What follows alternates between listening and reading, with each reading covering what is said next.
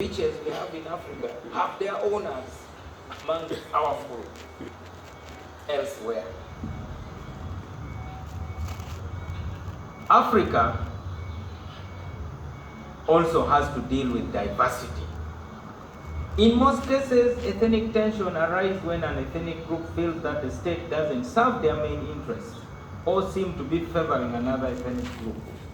Virtually all the violent conflicts in Africa have at its heart the resentment of a government by a group that feels marginalized.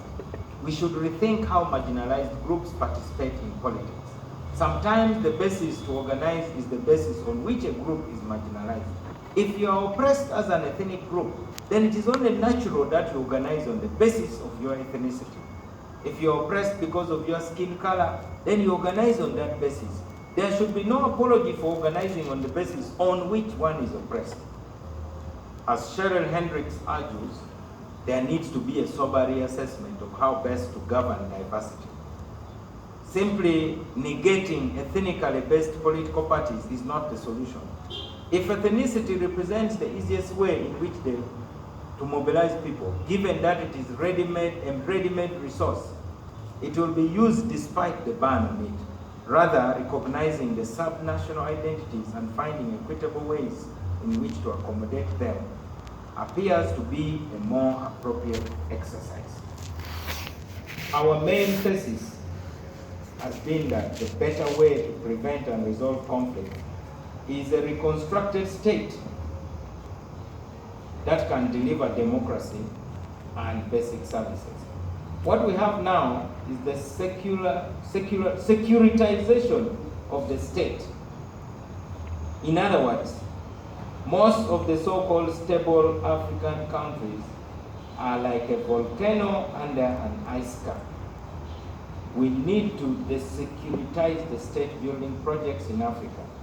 Excessive securitization has compromised and imposed limits on democracy in Africa.